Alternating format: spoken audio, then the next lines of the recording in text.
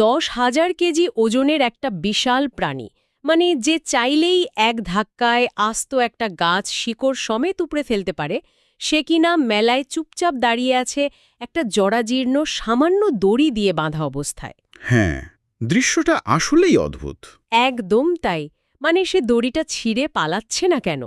যারা শুনছেন তাদের অনেকেরই হয়তো মোটিভেশনাল স্পিকারদের মুখে হাতির আর দড়ির এই বিখ্যাত গল্পটা আগে শুনে থাকবেন, কিন্তু আজকের এই গভীর বিশ্লেষণে আমরা শুধু ওই গতানুগতিক মোটিভেশনাল সারফেসে আটকে থাকব না। ঠিক, কারণ আমাদের হাতে থাকা অদৃশ্য দেয়াল ও লোহার শিকল নামের যে সোর্সটি রয়েছে তার উপর ভিত্তি করে আমরা আজ ডুব দেব এই গল্পটির পেছনের একেবারে ডার্ক সাইকোলজিতে। হ্যাঁ, আমাদের আজকের মিশনই হচ্ছে এই অতীতের ব্যর্থতার অদৃশ্য শিকল কিভাবে আমাদের মস্তিষ্কের নিউরনে গেঁথে যায় সেটা ডিকোড করা। একদম শুরুতেই দারুণ একটা পয়েন্ট তুলেছেন। মানে বাইরে থেকে দেখলে দৃশ্যটা খুবই অযৌক্তিক মনে হয়। একটা পূর্ণবয়স্ক হাতি যার পায়ের এক পাড়াতেই একটা গাড়ি দুমড়ে মুচড়ে যেতে পারে, সে একটা সাধারণ খুঁটির সাথে বাঁধা সাধারণ দড়ির কাছে আত্মসমর্পণ করে বসে আছে। সাধারণ চোখে এটা স্রেফ একটা বোকামি, তাই না? হ্যাঁ, বোকামি মনে হতেই পারে, কিন্তু মনস্তাত্ত্বিক দৃষ্টিকোণ থেকে দেখলে ওই হাতিটা আসলে কোনো দড়ির সাথে বাঁধা নেই। সে বাঁধা আছে তার নিজের মস্তিষ্কে তৈরি করা একটা ভয়াবহ নিউরোলজিক্যাল জেলের ভেতর। একটা অদৃশ্য জেল। ঠিক। এই যে আমরা প্রায়শই দেখি অনেক প্রতিভাবান মানুষ তাদের জীবনের একটা নির্দিষ্ট গণ্ডি পার হতে পারেন না, এর পেছনের মেকানিজমটা বুঝতে হলে ওই হাতির মনস্তত্ত্বটা বোঝা খুব জরুরি। আচ্ছা, একটু থামাই আপনাকে এখানে। মনস্তত্ত্বের বিষয়টা তো বুঝলাম, কিন্তু দড়ি তো দড়ি।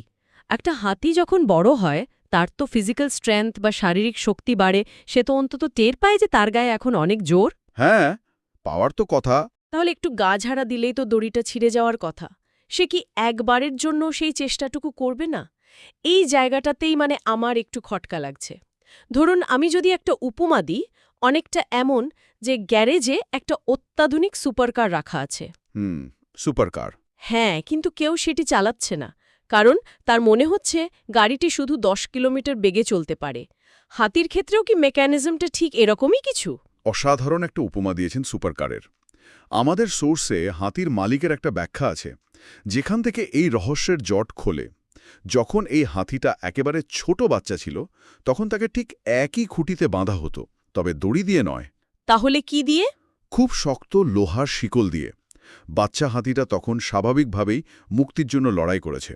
সে তার সর্বোচ্চ শক্তি দিয়ে দিনের পর দিন, হয়তো মাসের পর মাস ওই শিকল ধরে টানাটানি করেছে। কিন্তু তখন তার শরীরে সেই শক্তি ছিল না। একদমই তাই। ফলে প্রতিবার চেষ্টা করার পর তার শরীর ক্ষতবিক্ষত হয়েছে, সে প্রচণ্ড ব্যথা পেয়েছে, কিন্তু শিকল ছেড়েনি। এই যে বারবার চেষ্টা করা এবং বারবার ব্যথা পাওয়া, এই জায়গাটিতেই মস্তিষ্কের আসল খেলাটা শুরু হয়। ও আচ্ছা, তার মানে শারীরিক অক্ষমতাটা ধীরে ধীরে একটা মেন্টাল ব্লকেজে রূপ নিচ্ছে, তাই তো? শুধু মেন্টাল ব্লকেজ নয়, এটি মস্তিষ্কের একটি গভীর নিউরোলজিক্যাল পরিবর্তন। সাইকোলজির ভাষায় একে বলা হয় লার্নড হেল্পলেসনেস বা অর্জিত অসহায়ত্ব।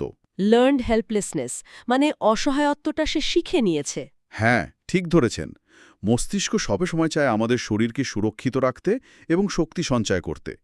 যখন মস্তিষ্ক দেখে যে একটি নির্দিষ্ট কাজে বারবার সর্বোচ্চ চেষ্টা করেও কোনো লাভ হচ্ছে না, উল্টো কেবল ব্যথা আর কষ্ট মিলছে, তখন মস্তিষ্কের ডোপামিন লেভেল মারাত্মকভাবে ড্রপ করে। ডোপামিন মানে যেটা আমাদের মোটিভেশন বা প্রেরণা যোগায়? হ্যাঁ, সেই ডোপামিন ব্রেনের নিউরাল পাথওয়েগুলো তখন এমনভাবে রিওয়ায়ার্ড হয়ে যায় বা নতুন করে সংযুক্ত হয়, যেখানে ওই খুঁটি এবং পালানোর চেষ্টার সাথে অসম্ভব এবং ব্যথা শব্দ দুটো স্থায়ীভাবে জুড়ে যায়। বাপরে, এটা তো ভয়ঙ্কর একটা ব্যাপার। হ্যাঁ, ব্রেন তখন শরীরকে সোজা নির্দেশ দেয়, আর চেষ্টা করো না, চেষ্টা করলেই বিপদ। তাই হাতিটা আজ আর দড়িকে ভয় পাচ্ছে না, সে ভয় পাচ্ছে তার ব্রেনে গেঁথে থাকা ওই পুরনো ব্যর্থতার স্মৃতিকে। বিষয়টা ভাবলে সত্যিই শিউরে উঠতে হয়। এখানেই বিষয়টা সবচেয়ে কৌতূহল উদ্দীপক হয়ে ওঠে। তার মানে দাঁড়াচ্ছে, হাতিটার পেশির শক্তির সময়ের সাথে সাথে বহুগুণ বেড়েছে ঠিকই, কিন্তু ওর মন আজও সেই লোহার শিকলে বাঁধা ছোট্ট বাচ্চা হাতিটাই রয়ে গেছে। ঠিক সেই ছোট্ট হাতিটা। কিন্তু এখানে একটা প্রশ্ন বা কাউন্টার আর্গুমেন্ট আসতেই পারে। কেউ হয়তো বলবেন, ভাই, মানুষ তো আর হাতি না, আমাদের প্রিফ্রন্টাল কর্টেক্স আছে, আমাদের লজিক বা যুক্তি বোঝার ক্ষমতা আছে, মানুষ তো আর একটা পুরনো স্মৃতির ওপর ভিত্তি করে সারা জীবন বসে থাকবে না। হ্যাঁ, এটা খুব স্বাভাবিক একটা প্রশ্ন। তাহলে মানুষের ক্ষেত্রে এই অদৃশ্য দেয়াল বা অদৃশ্য শিকল কিভাবে কাজ করে? লজিক কেন এখানে ফেল করে? এটাই এই আলোচনার সবচেয়ে আকর্ষণীয় দিক। মানুষের ক্ষেত্রে এই মেকানিজমটা হাতির চেয়ে অনেক বেশি জটিল এবং ধ্বংসাত্মক। হ্যাঁ, আমাদের লজিক্যাল ব্রেন বা প্রিফ্রন্টাল কর্টেক্স আছে, কিন্তু যখন আমরা কোনো গভীর ট্রমা বা বারবার ব্যর্থতার শিকার হই, তখন সেই স্মৃতিগুলো আমাদের মস্তিষ্কের অ্যামিগডালা বা আবেগ নিয়ন্ত্রণের কেন্দ্রে গিয়ে জমা হয়। ও আচ্ছা, মানে ইমোশনাল ব্রেনে। ঠিক। আর সার্ভাইভাল ইনস্টিংক্ট বা টিকে থাকার লড়াইয়ে আবেগের ব্রেন সবসময় লজিক্যাল ব্রেনকে হারিয়ে দেয়। তার মানে ইমোশন বা ভয়ে আমাদের লজিককে পুরোপুরি হাইজ্যাক করে নেয়। ঠিক তাই। যদি আমরা এটিকে বৃহত্তর প্রেক্ষাপটে দেখি, মানুষের জীবনের দিকে তাকালে আপনি ঠিক হাতির মতোই অজস্র অদৃশ্য দেয়াল দেখতে পাবেন। আমাদের সবার জীবনেই এমন কিছু দেয়াল আছে। হ্যাঁ, ধরুন ছোটবেলায় বা জীবনের শুরুতে কেউ একজন অঙ্ক ক্লাসে একটা সহজ প্রশ্নের উত্তর দিতে পারেনি বলে পুরো ক্লাসের সামনে শিক্ষক তাকে অপমান করেছিলেন। ওই শিশুটির ব্রেনে তখন একটি অদৃশ্য শিকল তৈরি হয়ে যায়। মানে সেই লার্নড হেল্পলেসনেস। একদম। ২৫ বছর বয়সে এসে ওই মানুষটি হয়তো অনেক বড় কর্পোরেট চাকরি করছেন, তার অনেক অভিজ্ঞতা, কিন্তু যখনই তার সামনে কোনো ডেটা বা হিসাব নিকাশের বিষয় আসে, তার অবচেতন মন ওই ছোটবেলার অপমানের স্মৃতিটা জাগিয়ে তোলে। তখন তিনি লজিক দিয়ে ভাবেন না যে তিনি এখন বড় হয়েছেন। না, একদমই না। তার কেবল মনে হয় অঙ্ক আমাকে দিয়ে হবে না। এটাই মানুষের অদৃশ্য দেয়াল। তাহলে এর মানে আসলে কি দাঁড়াচ্ছে? এই জায়গাটিতে আমি একটা বাস্তব উপমা টানতে চাই। আমরা সবাই তো স্মার্টফোন ব্যবহার করি, তাই না? হ্যাঁ, তা তো বটে। ফোন কোম্পানিগুলো কিছুদিন পরপর নতুন সফটওয়্যার আপডেট পাঠায়। ফোনের পারফরম্যান্স যেন ভালো থাকে, পুরনো বাগ বা সিকিউরিটি ইস্যুগুলো যেন সলভ হয়, সেজন্য আমরা খুব আগ্রহ নিয়ে ওয়াইফাই কালেক্ট করে সফটওয়্যারটা আপডেট করে নিই। মানে ধরো iOS 15 থেকে 16-এ যাই। হ্যাঁ, নিয়মিতই আপডেট করি আমরা। কিন্তু আমরা কি আমাদের নিজেদের আত্মবিশ্বাস বা সক্ষমতার সফটওয়্যারটা কখনো আপডেট করি? দারুণ বলেছেন। মানুষের মনের এই সফটওয়্যার আপডেটের বিষয়টা সত্যি খুব প্রাসঙ্গিক। তাই না? ধরুন কেরিয়ারের শুরুতে কোনো একটা উদ্যোগে কেউ চরমভাবে ব্যর্থ হলো, তখন তার মনের ভেতর ওই যে আমাকে দিয়ে এটা হবে না বা আমি এই কাজের যোগ্য নই টাইপের একটা পুরনো ভার্সনের কোড লেখা হয়ে গেল। সে ওই পুরনো ভার্সনই আটকে থাকে। পুরনো ভার্সন। 15 বছর পর তার হয়তো অনেক স্কিল বেড়েছে, সে অনেক ম্যাচিওর হয়েছে, তার নেটওয়ার্ক বড় হয়েছে, অর্থাৎ তার হার্ডওয়্যার এখন অনেক শক্তিশালী। কিন্তু মনের ভেতরের অপারেটিং সিস্টেমটা সেই 15 বছর আগের ব্যর্থতার ভার্সনেই রান করছে। এই সফটওয়্যার আপডেটের উপমাটা আমাদের সোর্সের মূল সুরের সাথে একেবারে নিখুঁতভাবে খাপ খায়। সোর্সে একটি খুব শক্তিশালী পর্যবেক্ষণ আছে, যেখানে বলা হয়েছে বর্তমানে শক্তি এবং অভিজ্ঞতা আগের চেয়ে অনেক বেশি হওয়া সত্ত্বেও আমরা অতীতের ব্যর্থতার শিকল বয়ে বেড়াই। এই লাইনটা সত্যি খুব গভীর। মানে আমরা বর্তমানের শক্তিটাই টের পাই না। ঠিক তাই। সমস্যা হচ্ছে ইট পাথরে তৈরি দেয়াল ভাঙ্গা তুলনামূলকভাবে সোজা। একটি বিশাল কংক্রিটের দেয়াল আপনি চাইলে বুলডোজার দিয়ে বা ডাইনামাইট দিয়ে গুড়িয়ে দিতে পারবেন, কারণ আপনি ওটা দেখতে পাচ্ছেন, আপনি জানেন ওটার আয়তন কতটা। হ্যাঁ, ফিজিক্যাল জিনিস তো মাপা যায়। কিন্তু মানুষের মনের ভেতরে যে অদৃশ্য দেয়াল তৈরি হয়, সেটি কংক্রিটের দেয়ালের চেয়েও 1000 গুণ বেশি শক্তিশালী। কারণ সেই দেয়ালকে তো কোনোভাবেই স্পর্শ করা যায় না। মানে আপনি এমন কিছুর বিরুদ্ধে কিভাবে লড়বেন যার ফিজিক্যাল কোনো অস্তিত্বই নেই? ঠিক। এবং তার চেয়েও ভয়ঙ্কর ব্যাপার হলো, এই অদৃশ্য দেয়ালগুলো অন্য কেউ তৈরি করে দেয় না, এগুলো আমাদের নিজেদেরই তৈরি। আমাদের নিজস্ব ভয়, হতাশা আর ভুল বিশ্বাস দিয়ে একটু একটু করে এই দেয়াল গাঁথা হয়। আমরা নিজেরাও অনেক সময় বুঝতে পারি না যে আমরা একটা জেলের ভেতর বাস করছি। একদমই তাই। আমরা ভাবি এটাই তো আমার লিমিটেশন। হাতিটা যেমন ভাবছে ওই 2 গজের দড়িটাই পৃথিবীর শেষ সীমানা। মানুষও একটা বয়সের পর নতুন কোনো চ্যালেঞ্জ নিতে ভয় পায়, নতুন কোনো সম্পর্কে জড়াতে ভয় পায়, কারণ তার মনে হয় আগেও তো এমন হয়েছিল, ফলাফল তো সে একই হবে। এই যে আপনি বললেন ফলাফল তো সেই একই হবে, এই কথাটার ভেতরেই আসলে সবচেয়ে বড় ফাঁদটা লুকিয়ে আছে। এটি একটি গুরুত্বপূর্ণ প্রশ্নের জন্ম দেয়। আমরা তো অতীত বদলাতে পারব না, তাই না? না, অতীত তো বদলানো সম্ভব নয়। অতীত জীবনে খারাপ রেজাল্ট, রিজেকশন বা ব্যর্থতা তো থাকবেই। তাহলে সমাধানটা কি?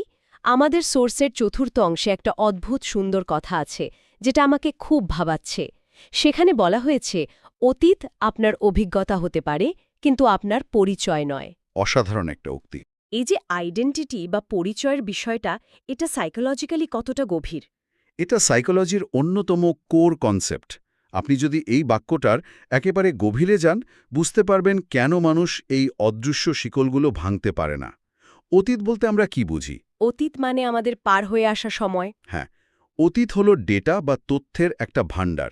আমরা একটা কাজ করেছি, সেটা কাজ করেনি, আমরা সেখান থেকে শিখেছি। এটা হলো অভিজ্ঞতা। কিন্তু সমস্যা শুরু হয় তখন, যখন আমরা ওই ব্যর্থতাকে আমাদের অস্তিত্বের সাথে মিশিয়ে ফেলি। একটু বুঝিয়ে বলবেন বিষয়টা। মানে অস্তিত্বের সাথে মিশিয়ে ফেলা বলতে ঠিক কি বোঝাচ্ছেন? ধরুন, কারো একটা ব্যবসায় ক্ষতি হলো। লজিক্যালি তার বলা উচিত, আমার ব্যবসাটা ব্যর্থ হয়েছে। কিন্তু সে সেটা না বলে অবচেতনভাবে বলতে শুরু করে, আমি একজন ব্যর্থ মানুষ। ও আচ্ছা, বুঝতে পেরেছি। মানে ঘটনাটা তার নিজের পরিচয় হয়ে যাচ্ছে। ঠিক, খেয়াল করুন, প্রথম বাক্যে ব্যর্থতা ছিল একটা সাময়িক ঘটনা বা ইভেন্ট, কিন্তু দ্বিতীয় বাক্যে ব্যর্থতা হয়ে গেল তার আইডেন্টিটি বা পরিচয়।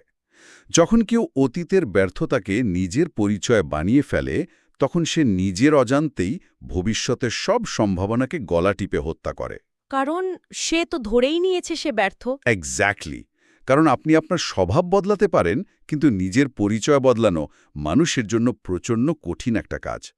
ব্রেন সবসময় তার পরিচিত পরিচয়ের সাথে সামঞ্জস্য রেখে কাজ করতে চায়। তার মানে আমরা ব্যর্থতাগুলো দিয়ে নিজেদের জন্য একটা ভুয়া আইডেন্টিটি কার্ড তৈরি করে নিচ্ছে। হ্যাঁ, ভুয়া আইডেন্টিটি কার্ড। দারুণ বলেছেন। যারা শুনছেন তারা এই বিষয়টা নিয়ে একটু ভেবে দেখতে পারেন। আমরা কিন্তু কথায় কথায় বলি, আমি তো টেকনোলজি বুঝি না, বা পাবলিক স্পিকিং আমার ধাতে নেই। বা আমাকে দিয়ে লিডারশিপ হবে না, এমন অনেক কিছুই আমরা বলি। হ্যাঁ, এগুলো কিন্তু এক একটা ভুয়া আইডি কার্ড, যেগুলো আমরা অতীত অভিজ্ঞতার ভিত্তিতে প্রিন্ট করে নিজেদের গলায় ঝুলিয়ে রেখেছি। অথচ আজ হয়তো আমাদের সেই স্কিলগুলো শেখার যথেষ্ট সামর্থ্য আছে। তাহলে এই ভুয়া আইডি কার্ড ছুঁড়ে ফেলে ওই হাতির মতো অদৃশ্য দড়িটা ছিঁড়ব কিভাবে? সোর্সের উপসংহারে এ বিষয়ে খুব প্র্যাকটিক্যাল একটা দিকনির্দেশনা দেওয়া আছে। সেখানে বলা হয়েছে, মনে রাখবেন, বিজয়ী তারাই হয় যারা হার মানার আগে আর একবার শেষ চেষ্টা করে। আর একবার শেষ চেষ্টা? হ্যাঁ, এই ওয়ান লাস্ট ট্রাই বা আর অন্তত একবার শেষ চেষ্টা করার কনসেপ্টটা শুনতে খুব ক্লিশে বা মোটিভেশনাল মনে হলেও এর ভেতরে একটা শক্তিশালী নিউরোলজিক্যাল ট্রিক আছে। তাই নাকি? ট্রিকটা কি? একটু বুঝিয়ে বলুন তো। যখন আপনি ব্রেনকে বলেন, আমি আর একবার শেষ চেষ্টা করতে চাই, তখন ব্রেন খুব একটা বাধা দেয় না, কারণ আপনি তাকে আজীবন ওই কাজটা করার প্রেশার দিচ্ছেন না, শুধু একবারের কথা বলছেন। ও আচ্ছা, মানে ব্রেনকে এক ধরনের ধোঁকা দেওয়া। হ্যাঁ, অনেকটা তাই। প্রথমবার যখন আমরা কোনো কাজে ব্যর্থ হয়েছিলাম, তখন হয়তো পরিস্থিতি ভিন্ন ছিল, আমাদের শক্তি কম ছিল। কিন্তু আজ তো সব বদলে গেছে। আজ আমাদের বর্তমানের শক্তি দিয়ে, নতুন লেন্স দিয়ে ওই পুরনো বাধাটাকে যাচ করা উচিত। মানে একবার ওই হাতির মতো গা ঝাড়া দিয়ে দেখা উচিত দড়িটা আসলে কতটা শক্ত। একদমই তাই। এবং বেশিরভাগ ক্ষেত্রেই দেখা যায় যে বাধাটাকে আমরা পাহাড় মনে করে এত বছর ভয়ে গুটিয়েছিলাম, একটু ধাক্কা দিতেই সেটা বালুর স্তূপের মতো ঝরে পড়ে। একদমই তাই। ভয় আসলে বস্তুনিষ্ঠ কোনো বিষয় নয়, এটি পুরোপুরি আমাদের ভেতরের পারসেপশন বা দৃষ্টিভঙ্গি। আমাদের আজকের এই দীর্ঘ বিশ্লেষণে আমরা দেখলাম যে কিভাবে একটা সাধারণ দড়ি একটা বিশাল হাতির কাছে লোহার শিকল হয়ে ওঠে। একটা মানসিক দেয়াল। হ্যাঁ, কিভাবে আমাদের ব্রেন আমাদের সুরক্ষার নাম করে আমাদের এই সম্ভাবনার পথে দেয়াল তুলে দেয়, আর কিভাবে আমাদের সেই পুরনো সফটওয়্যার আপডেট করে নতুন পরিচয়ে বাঁচা উচিত। খুব সুন্দর একটা সামারি টানলেন। তবে আজকের এই গভীর আলোচনা শেষ করার আগে আমি সোর্সের বাইরে গিয়ে একটি নতুন এবং বেশ র্যাডিক্যাল একটা দৃষ্টিকোণ যোগ করতে চাই। যারা শুনছেন তারা একটু কল্পনা করুন তো বিষয়টা। আমরা এতক্ষণ হাতির গলার দড়ি এবং অদৃশ্য শিকল নিয়ে অনেক কথা বললাম, কিন্তু একবার ভেবে দেখুন তো যে খুঁটিটির সাথে হাতিটি বাঁধা আছে, যদি সেই খুঁটিটি বাস্তবে আর না থাকে। বাহ, দারুণ একটা চিন্তার জায়গা এটা। তাই না? হয়তো অতীত জীবনের যেই মানুষটি, যেই নির্দিষ্ট পরিস্থিতিটি, যেই অর্থনৈতিক ক্রাইসিস বা যেই সমাজ কাঠামোটি আমাদের মনে প্রথম ভয়ের বীজ বুনে দিয়েছিল, সময়ের আবর্তনে সেই খুঁটিটাই ভেঙে গুড়িয়ে গেছে। হ্যাঁ, পরিস্থিতি তো বদলায়। সেই পরিস্থিতি এখন আর নেই, সেই মানুষগুলোর ক্ষমতা বা প্রভাবও হয়তো এখন একেবারে শূন্য।